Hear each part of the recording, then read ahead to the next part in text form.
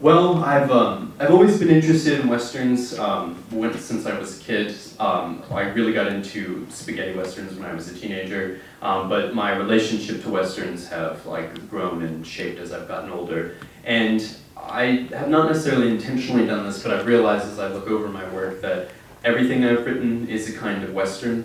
The big play project, I've started as a playwright, and this is my first novel, but I wrote a trilogy of plays called Splintered in Three, which look at collisions between ethnicity and sexuality in my three ethnic backgrounds, which are Mexican, Austrian, and Appalachian. And each of those plays kind of explore what it means for a family to move into an unknown place, and have to make a new home.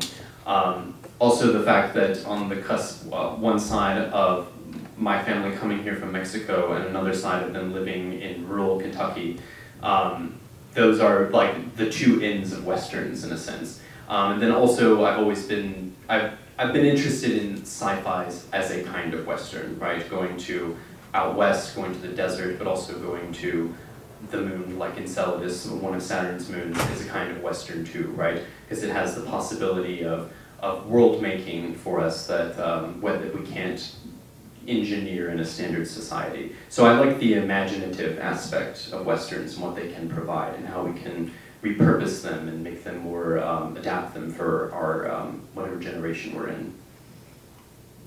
So my question for you is, how did you choose these films, and how do they fit in with the narrative or the genre of westerns? Because several of them are quite different from each other.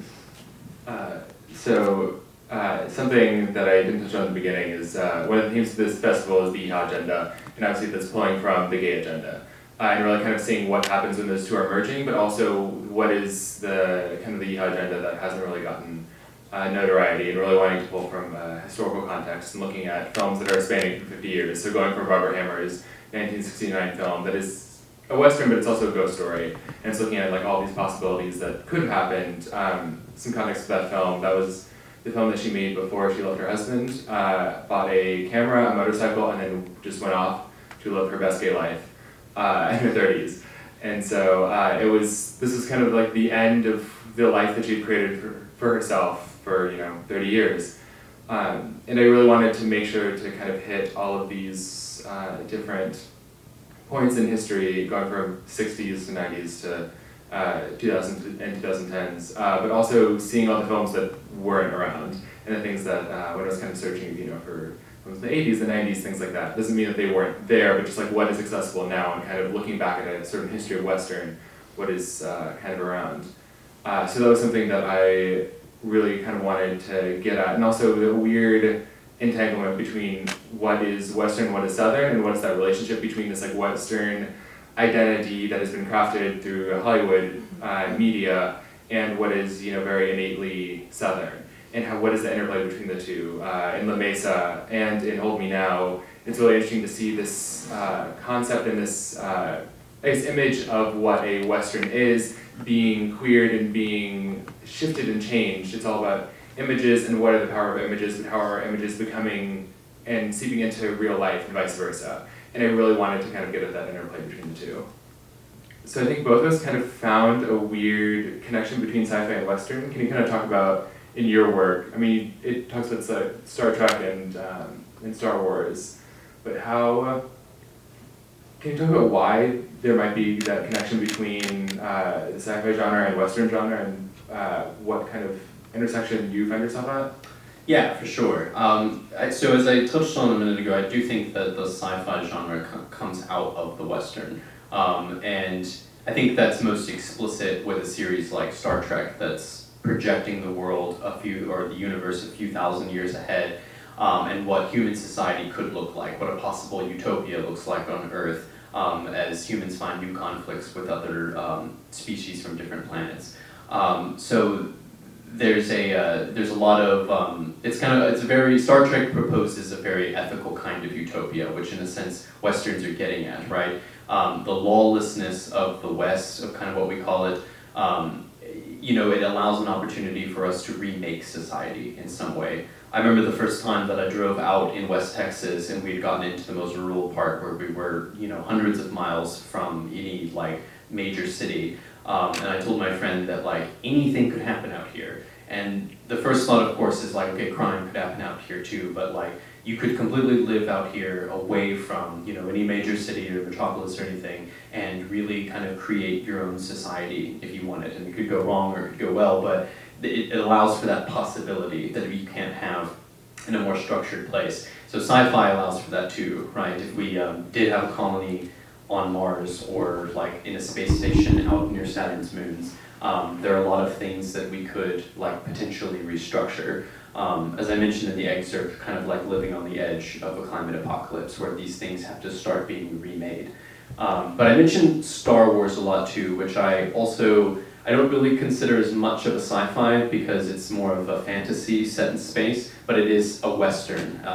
Star Trek projects our future, but Star Wars projects our past.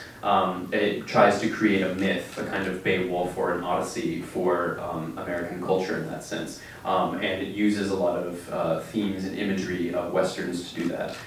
But then finally, I think there's the appeal of like the queer narrative and the Western or in the sci-fi, because the idea of a queertopia or a society built around queerness, that could happen with a sci-fi, that could happen with a Western, right? As we think about and project possibilities of new world making.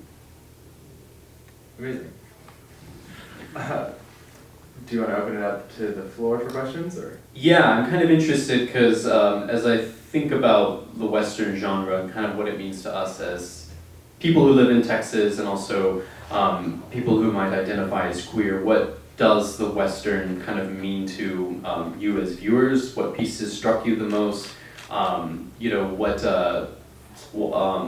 is your relationship to the Western, I guess? I'm interested in hearing from a few people. Anyone? Here. Yes. I really like that woman who pulled up to the rodeo and said, "What is this?" and then was immediately taken by it and was running the concession stand by the end of when she pulled up, because she found something that spoke to her that she didn't even know existed. Mm-hmm. And to have that feeling is amazing, especially as someone who's outside of what people expect. To find people like you in a place you didn't expect, what's going on? That was fun to see somebody experience that. Oh, absolutely, absolutely. And I think something, especially with that film, is you see so many communities coming together that you wouldn't fully expect, and especially like what the Texas Gay Rodeo Association, which still exists, by the way, is doing is really fantastic to see what the importance of community and community space in that way, but also it's the structure of that film is still, a documentary about a rodeo and you seeing everything, but it's taking all those components and having a certain queer aspect to it that is tongue-in-cheek in nature, but it's also really affirming and really amazing. Yeah, and I think too, Westerns deal with the, what is an outlaw? What does it mean to like exist outside society? What is a cowboy? Because the Western and even things like country music often get co-opted into very specific political narratives when, years ago to be a cowboy was to exist outside any of that, really. And so, like, it's about living in the interstices, which the Texas Gay Rodeo Association, that's what they were doing for quite some time. Anyone else? Thoughts on Westerns? Why Westerns are important to queer narratives?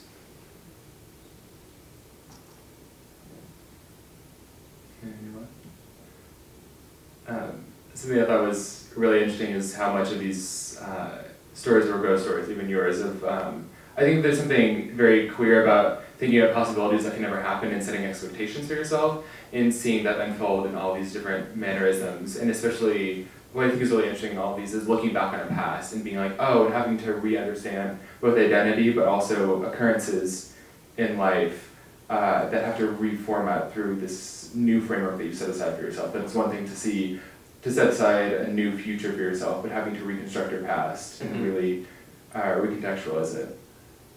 I think that's really, for me, that's very much what Hold Me Now is about, is seeing something. It's from Little House on the Prairie, it's the clip that gets chopped up and karaoke'd and gone to hell. And it's definitely a queering of that scene and of Michael Landon as this, the cowboy of that series. Do y'all have questions about any of the films or for either of us?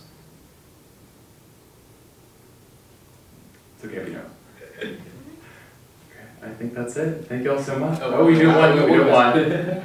Y'all sit for like 2 more How do we minutes. find your work? Like, where do we look that up? You can check on my website, which I keep pretty updated. It's joshinocéncio.com, so it's just my name.